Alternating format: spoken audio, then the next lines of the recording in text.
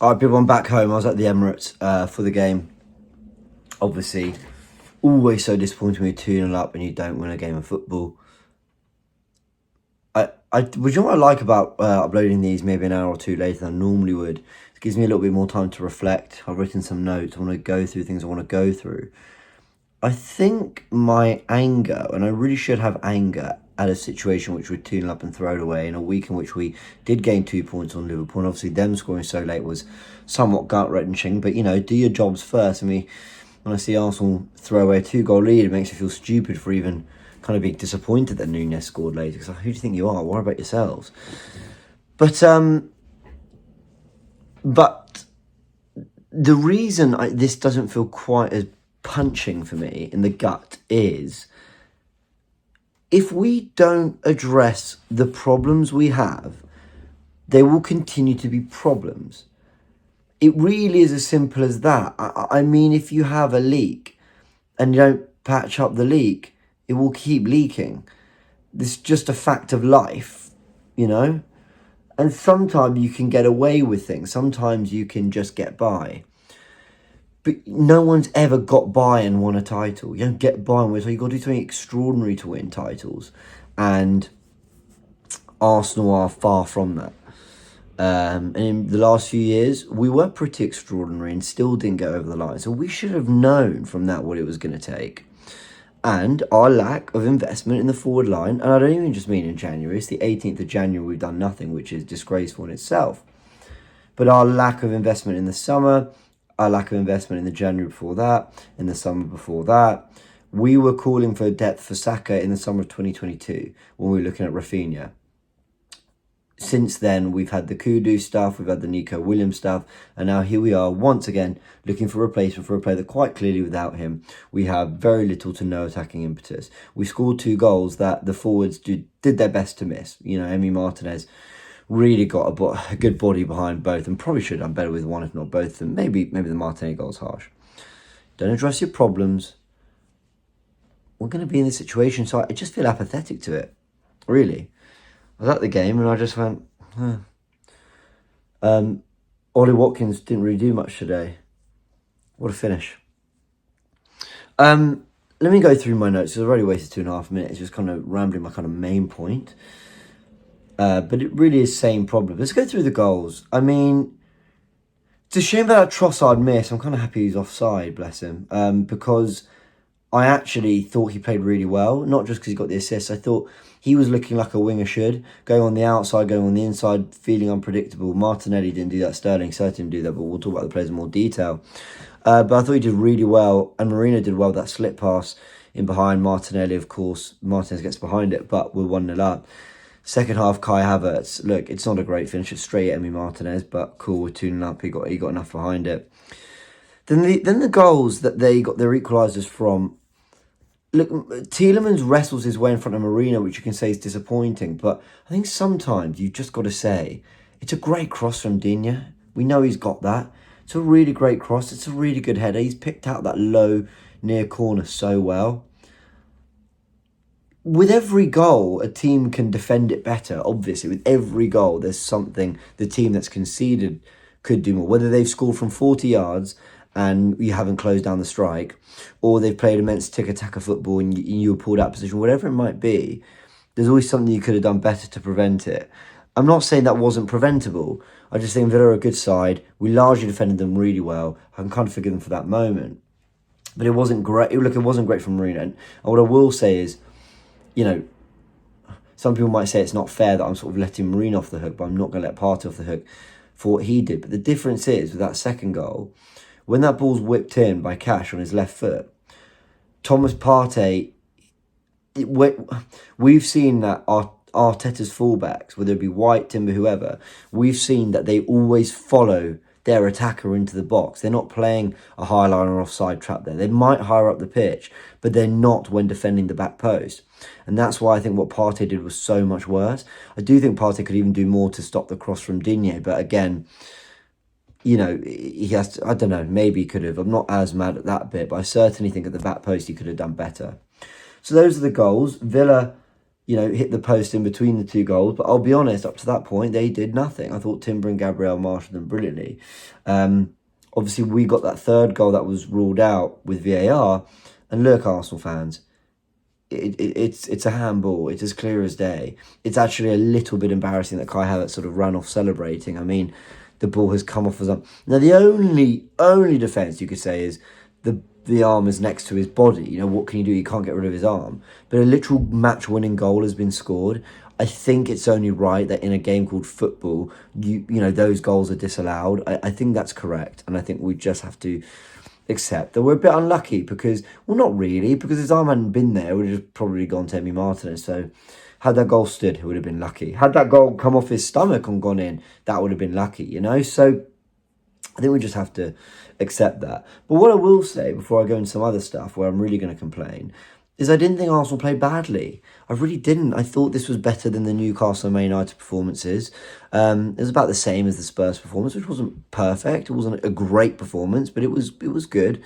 And look, Villa are a good side. I really think we were slightly better on the chance creation front, slightly. I thought we were a touch more intense in our play, a touch quicker on the ball. But ultimately, it's the same patterns, the same go-tos, and it was a bit better, but it was 2 goals. And again, it's 2 that Emi Martinez probably should have done a bit better with. So, that was the fine margins going our way in that sense. But defensively, they took their chances, like Raul Jimenez did, like, Heung-min Son did. Players that get shots off at goal that have a little bit more quality in the final third have been punishing us this season. And we don't have enough quality in the final third, so it's taking us 5-6 chances to punish a team once. Arsenal don't think played terribly, which is why I'm not really... I've got something to say about Arteta, but I'm not really looking at Arteta today. I think for what he's got available, the team was coached well enough to win that game and should have. However, I think there's much more on the players. However, the reason he's got these forwards available is because of him too, so you can attribute blame in that sense. A couple of things I want to talk about. Look, well done VAR on the disallowed goal. That's what VAR is for, and it was better for the game today. No well done to Chris Kavanagh, who just today proved what complete knobs the PGMOL are. And everyone, whether it be former referees on TV, whoever it might be, who tried to defend the ridiculous rules, because Kamara, on a yellow card, has kicked the ball away. Chris Kavanagh, who sent off Declan Rice for doing that, doesn't pull out the yellow card and give him a second and send him off. Why? Because that's the sensible thing to do. But we were told that he had absolutely no choice but send Declan Rice off, that he had to do it. We were told the same with Oliver and Trossard. Absolutely had to do it. There's a player on a yellow card late in the game, kicks the ball away to delay the restart, no card given. And it was a stupid rule that they should never have enforced. And pundits tried to tell us that, we just have to live with it. That's the rules, and Trossard shouldn't have done it. Jamie Carragher, loads of people saying it. We just had to get on with it. But when Szoboszlai did it, no second yellow. When Kamara did it, no second yellow. Why? Because that's the obvious thing to do. It's a tense game. It's an intense atmosphere. It's petty.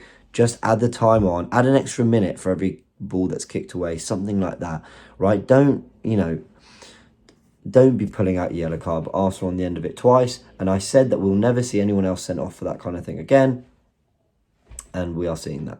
That's my only frustration with the officiating. I actually thought the referee let a lot go today and largely had a pretty good game. But that only proved that all this, we had no choice but to send him off. The referee had no choice but to send Rice off, was complete and utter nonsense. And we knew it. Had to mention it. Sorry. Let's talk about the players. So, for me, David Raya, fine. I don't really think we can blame him on the goals at all. Partey at right back. Here's my thing with Thomas Partey. I thought because people get onto him defensively. I thought defensively against Tottenham he was brilliant. He was really stuck in, especially in the first half, maybe not second half. He was really stuck in on the press. Obviously helped create that second goal. I thought he did well in that sense. But I've realised pressing is actually still an attacking attribute, really. It's still an attacking play. It's defending, I know, because you don't have the ball. but it's like attacking without the ball. I don't know how to explain what I'm trying to say, but I hope you pick up what I'm putting down there. And basically anything from the middle third to the defensive third, Partey really struggles with. We've seen the clips, going around on X of Partey just sort of running into the back four, making it back five, because he doesn't want to engage on oncoming shots from players in that D outside the penalty area in zone 14. And I sort of thought, well, maybe that's instruction, but you look how slow he was to come out to Digne and not being aware of Watkins. He's really got a total lack of defensive awareness for me when it comes to that final third, but he's not always had that. So is this a more recent thing? Is it instruction that he's not understanding? Well, I don't know, but poor on that goal. Fundamentally, he's not a right back, and I'm going to talk about that when I talk about Arteta's segment in just a bit. It's going to be my longest match report in a while. My longest match report ever, by the way. So strap in, because I've still got more to say. Timber, I thought, did great at centre-back with Gabriel. No complaints about them. Lewis Skelly was probably our best player again. What a fantastic young player he is. The personality and the way he defended Rodgers and dealt with him today. Rodgers is bigger, more experienced, and quite literally the kind of profile that an inverting fullback who's typically a midfielder should struggle against. But I thought Lewis Skelly was absolutely brilliant. Rice thought had another really good game. Really good on the ball. I still find it incredible that people complain about this guy in possession and his ability to pass forwards. He was the only one driving us up the pitch, actually. And he played some lovely balls over the top. One to Partey in the second half that he then cut back. Partey cut back to Ødegaard and there was a shot blocked. Another, when he played a lovely chip passing in the first half, I think maybe to Martinelli. So, Rice, brilliant. I think he should be a 6, but us looking at signing Zubimendi and playing Partey and Jorginho so much this season tells us that he doesn't want to do that. Mourinho I thought was fine. I saw Mourinho getting some heat again online. I thought he was fine. I mean, lovely ball for the Trossard underlap. That creates the first goal. But I thought he kept everything ticking. I mean, really, Mourinho was fine. I do think some people are maybe just have made their decision on this player, so now we'll focus on every bad thing he does. Every single footballer in 90 minutes has a bad moment or gets something wrong. So we could be hyperfixating on those things with Mourinho. I thought he was fine, honestly. Martin Ødegaard, really disappointing. I thought he was much better in the North London derby. I thought his performance went up, and I thought maybe he sort of turned a corner, but he was really bad. I've got 2 big issues with Ødegaard. I want to be careful I say this because it can actually come across quite rude. I don't think this is true of who he really is, but I think right now there's a really cowardly nature to Ødegaard's performances. You could say that Arsenal's performances in general, to be fair, and he's the captain and maybe kind of epitomises that a little bit. I think he's playing quite cowardly, quite within himself. That doesn't mean I think he's trying. I think he's really scared to get things wrong, and he's often resorting to really kind of safe ways out. Now, there was a moment in the first half where we won back possession and we played it across to the middle, and I think Timber picked up the ball, sort of not on the edge of the penalty area, but a bit further back. And when he picked up the ball with loads of space in front of him, Partey, Ødegaard, because the ball was on the left, Partey, Ødegaard and Martinelli all sprinted wide. They all sprinted to get as far wide a bit the pitch as big as possible. Now, it's probably instruction from Arteta. And I get it from Partey. I get it from Martinelli. But why didn't Ødegaard just hold that more central space and say, give it to me? Maybe ride a defender's tackle. Maybe, do you know what I mean? Maybe ride a defender's tackle. Maybe get it and turn past the player and open it up in a central space. But he wants to just move as far away as possible because it feels like he wants to receive the ball where he can see as much as possible and have as much time as is possible on the ball. And then when he does get the ball, if there's no kind of real clear obvious underlap, he'll kind of really telegraph, and by telegraphing we mean basically give away to the opposition team what he's going to do. He'll really kind of telegraph his next pass or his next cross, which more often than not is a really looped ball to the back post. And you saw that with the last free kick of the day. It was just really lofty and high and just a pleasure for Emi Martinez to come claim. That's what I mean by kind of a lack of bravery, quite cowardly football. He doesn't really, at the moment, I can't really remember a time where Ødegaard was really like this, but I'm sure it was never this bad. his finishing is quite cowardly, but that wasn't a problem today. We've just seen that in other games. Quite timid, quite lacking conviction. But then his delivery and where he wants the ball is like just as safe as possible. And I don't think that's good enough, not only from your captain, but the player's meant to be the most creative player in the team. But like I said, I think he's an 8. I think he should be our left 8, and we add a more physical, creative profile out in that right central midfield to give Saka more support. But yeah, Odegaard far from his best today, I have to say. And it's disappointing. I don't think it's a true reflection of who he is. I think at his best, he's one of the best midfielders in the world. By best, I mean maybe top 10. Maybe he's not, but I think he can be at his very best. But I think he's so far from that. And I don't think he's... I think because he's trying and running and touches the ball a lot and sort of looks quite busy, I think it comes across as he's kind of doing everything he can. I don't think he's being brave enough at all, in my opinion. Brave enough to get things, instead of the lofted ball to the back post, get some whip. You might hit the first man, but if you get it right, you've whipped in a fantastic ball for your teammates to go and attack.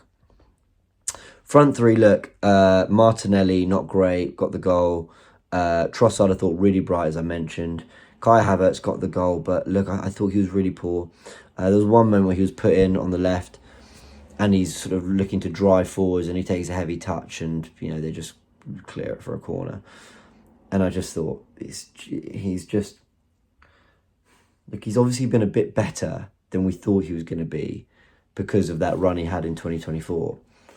But he's just fundamentally not good enough. So we're not going to win these games because we're not good enough. A lot of these players aren't good enough. And Kai Havertz, once again, when I look at Kai, I sort of think to myself, I get you seem a more timid type, a more shy type, a more everything's a little bit subtle in your game type.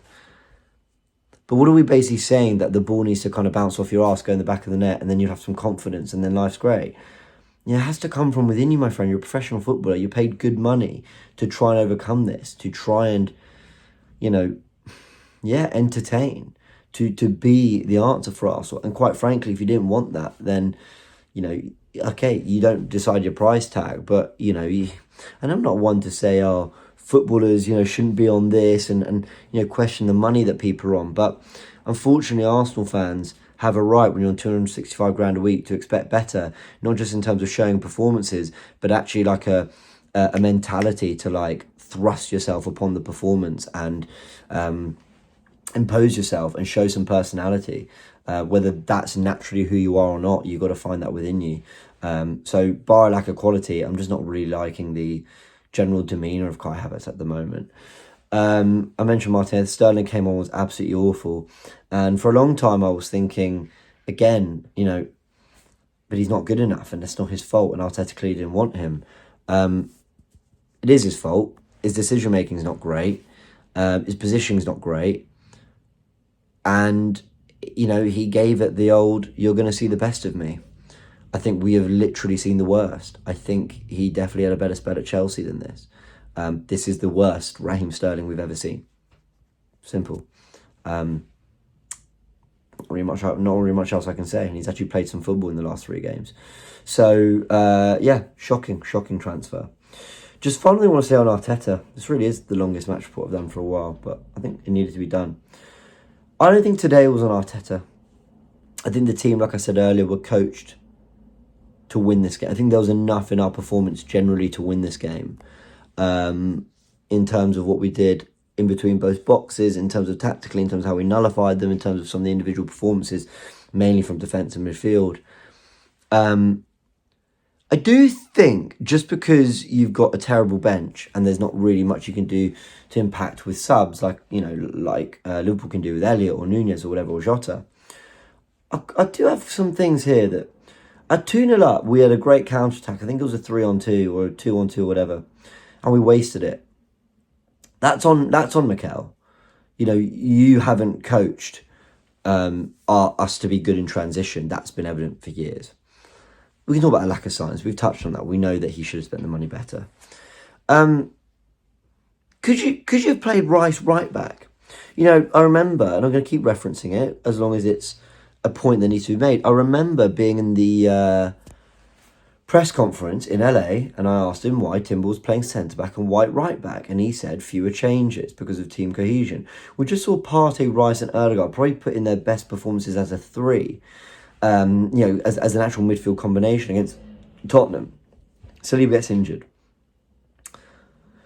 Could you bring Marino in for Rice and just move Rice to right back, and then Erdegaard and Partey pick up where they left off in midweek? I've long said that Rice has the, profile and attributes to play the right back role like Timber and White do, with the lung busting runs up and down, the cross that he's got on him. And actually, maybe we could have had a little bit more in terms of central progression through Partey in midfield. But having said that, I think Rice did a really good job, as I mentioned, in that sense. So, could you have done that? Or, failing that, could you have moved Rice to centre-back for the last 20 minutes? Could you have just gone, right, Rice centre-back, step into midfield if you ever need to. Timber go back to right-back and Partey go into midfield. Partey try get on the ball and get us playing. Rice sit as centre-back to sweep up but step into midfield if needed. And Timber just offer those overlaps that you can and try and give us something, overlaps, underlaps, that you can give us on the right-hand side. That's what I think Arteta could just be in-game trying to figure out different things and move the chess pieces about a little bit. Even if you can't checkmate them, and I'm no expert when it comes to chess, I barely play, but even if you can't checkmate them, if this analogy is right, can you just force them to make another move that then maybe opens something else up? I don't know. And I feel like he was just hoping his players would come through. And to be fair, they kind of nearly did. There was a lot of shots at 2-2. There was a lot of efforts and moments. But fundamentally, we just lack creative quality. Erdegaard's not that. He can create, but he's not innately really, truly creative. And Havertz is not a good enough finisher, and Martinelli's not a right winger. Havertz isn't a good enough player right now, and I'm not sure he ever really was for the standards we want to hit and get to. So look, those are my thoughts. I think for 22 minutes of talking, I think I've actually kept pretty calm. But that's everything on the game. I felt this needed. We didn't do a video yesterday, but there wasn't really much to say. But I think we know ultimately it's this: no signings, no change. If you don't add the players you need to add and improve the quality will remain at the level it's at. Sometimes it's as simple as that. Let me know your thoughts in the comments below, people. Subscribe if you haven't. And I hope that this 22 minutes was therapeutic, or that it, that some of you kind of saw related to what I was saying in some way. If I missed something, let me know. All right, we'll leave it there. Miles Lewis Kelly, by the way, you're a gem. Congratulations. What a top player you are.